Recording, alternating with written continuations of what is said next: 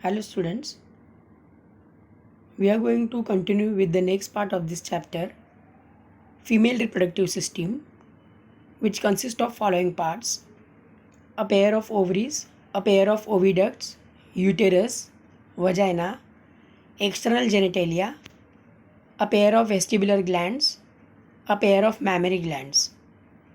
Here, the diagram which is completed, you can check out that which is fill in the blank in your textbook on page number 22, where that boxes are empty, that you have to fill according to this diagram.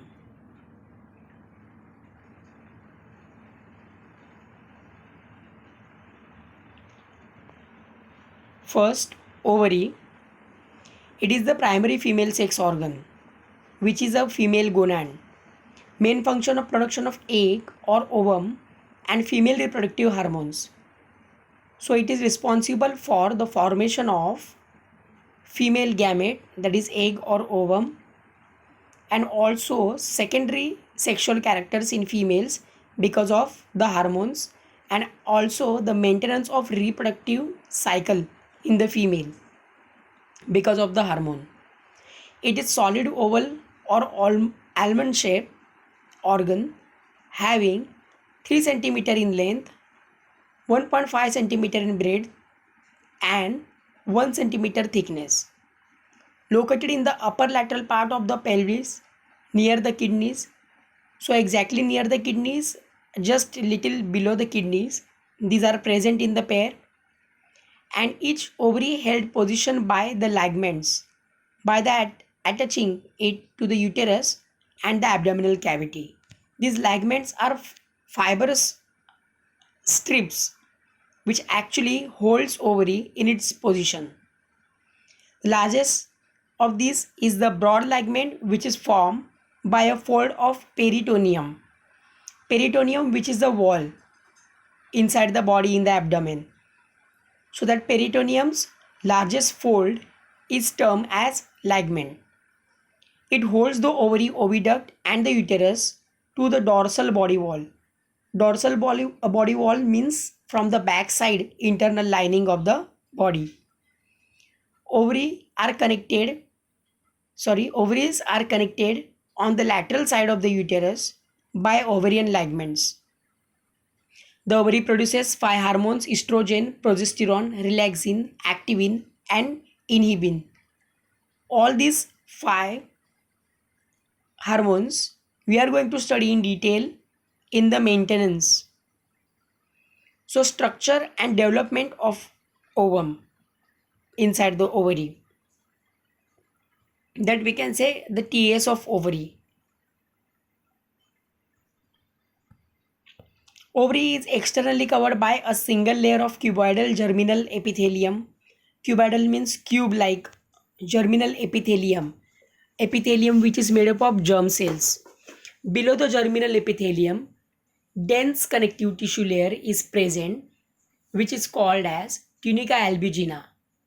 This tunica albuginea is actually a connective tissue layer, and mostly the germ cells which are derived from this layer only. Ovary is a female gonad, means female gamete producing organ. It generally divides into 2 different parts: outer cortex and inner medulla. So medulla is made up of loose connective tissue containing blood vessels and nerve endings where the nerves ends.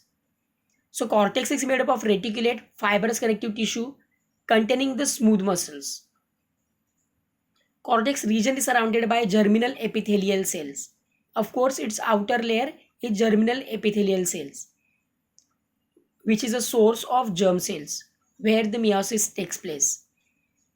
Primary oocyte starts with its meiotic division. Meiotic division means which forms by the meiosis cell division, but gets arrested it at which gets arrested it at meiosis by mistakenly, which is given here meiosis, which must be metaphase. So in the meiotic division it gets arrest in its metaphase. So 2 million primordial follicles which are embedded in the fetal ovary, about 1 million remain at birth and only about 40,000 remain at the time of puberty. Means when a baby, a small baby girl in the mother's womb, that is fetal, that is fetus, and here in that fetus ovary, that is fetal ovary, is actually contains millions of eggs which are formed by meiosis but arrested at metaphase, so that millions are actually degenerate, and till puberty, after birth till puberty, it remains only 40,000 in number. The large scale destruction of the primordial follicles during growth is called astria. The development of the primordial follicles into mature or Graafian follicles. So primordial follicles which are immature follicle, which in turn matures, that is termed as Graafian follicles, with the onset of puberty. So at the time of puberty, they all get matured. That all eggs. During each menstrual cycle, only one of the primordial follicles starts growing to form the Graafian follicle. So in a month, in each menstrual cycle, only one primordial follicle gets converted into a mature Graafian follicle. In its cycle, alternately, one of the two ovaries produce the Graafian follicle. So there is a pair of ovaries, among which one is actually produces a Graafian follicle at a time for a single menstrual cycle.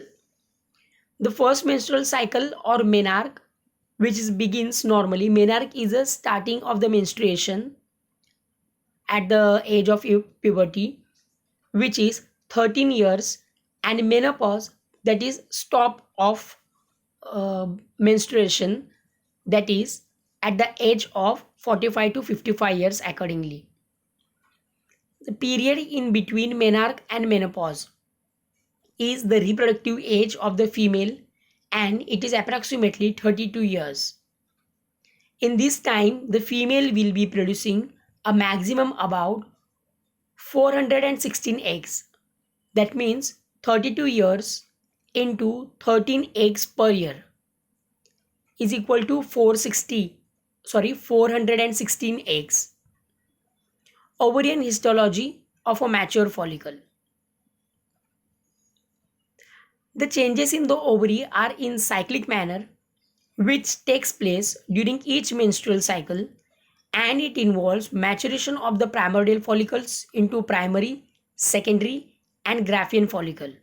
So these are the stages of primary follicle to get converted into Graafian follicle, and there is intermediate stage, that is secondary follicle, that is also termed as secondary oocyte. Each primary follicle has multi-layered cuboidal follicle cells. So each primary follicle, which is immature egg, is multi-layered with the cuboidal cube-like structure. Follicular means its own cells. The stroma cells and theca over the follicles. That stroma cells add theca means thickness over the follicle and converted it into the secondary follicle. So primordial follicle consists stroma and it gets covered with the same cells in number, that is termed as theca. Then it becomes secondary follicle. There is growth of oocyte and the granulosa cells increase in number. So oocyte grows, and because of the granulosa cells which are inside it, which increases in number, they start producing the hormone estrogen. Secondary follicle grows into the Graafian follicle by addition of more follicular cells. As this process of maturation of follicles takes place, they begin to move towards the surface of ovary. So as they become mature, they starting traveling towards the edge or the surface of the ovary, the outside, the periphery, towards the periphery of the ovary. The Graafian follicle presses against the thin wall of the ovary, giving it a blistered appearance. Blistered, that means a kind of bulging outwards. The egg is released from the Graafian follicle during ovulation. That means whole Graafian follicle remains there only, and the egg which is present inside the Graafian follicle, that is oocyte, which is coming out. Here in the diagram we can check. See, this is the mature follicle, and this mature follicle is actually releases the oocyte which is present inside it. This oocyte is released in the menstruation, and that is the remnants of the Graafian follicle remains inside the ovary.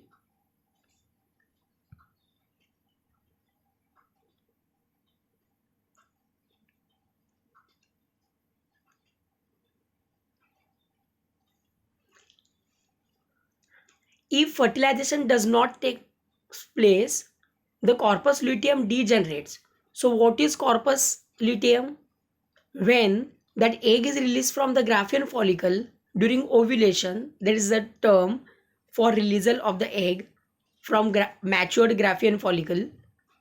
The remnant, that is, functions as corpus luteum, which degenerates if that egg which is released is not fertilized, and that corpus luteum is degenerates, gets converted into corpus albicans. Next part, that is structure of Graafian follicle. Here in the structure of Graafian follicle, it is a mature ovarian follicle. Secondary oocyte is surrounded by a non-cellular layer, that is zona pellucida, which is secreted by the vitelline membrane of oocyte. Oocyte is an egg, a female egg we can say in human, which actually secretes this layer which is non-cellular. The outermost protective and fibrous covering is called theca externa, which is shown in the dotted lines. And on the inner side, theca externa cellular, that is theca interna, is present, which produces the hormone estrogen, that is female hormone in common terms we can say. Inner to the theca interna, the follicular cells from the membrana granulosa form the membrana granulosa. The cell differentiate into the discus polygyrus and the corona radiata cells. So cumulus oophorus, the term used for the oocyte and surrounding granulosa cells. Combination of an egg, that is oocyte, and granulosa cells is termed as cumulus oophorus.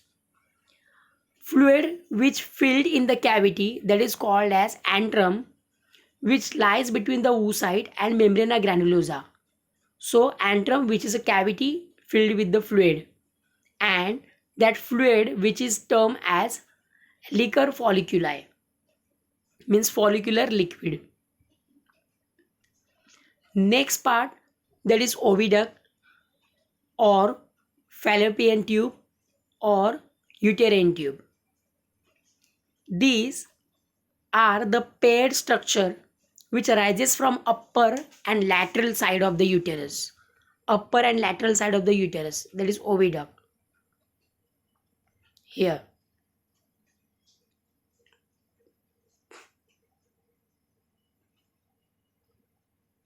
Oviduct. There are three parts of oviduct, that's why it is not mentioned over here, but these are the oviducts.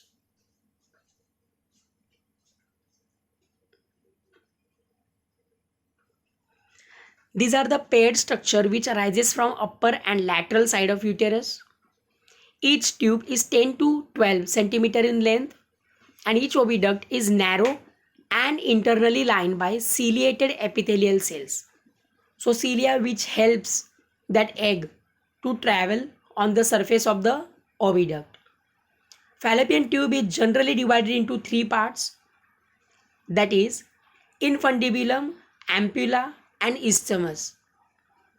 Infundibulum is a funnel-shaped structure and which is present near the ovary, which is also termed as oviduct funnel, which shows a finger-like structure, that is fimbriae, where the oviductal funnel, which is in the center, which opening is termed as ostium, surrounded by that fimbriae. Ampulla is the second part of the fallopian tube, which is a kind of arm-like structure where the fertilization of the ovum takes place. Isthmus is a third part. That isthmus is a third part of fallopian tube, which just connects the oviducts to the uterus.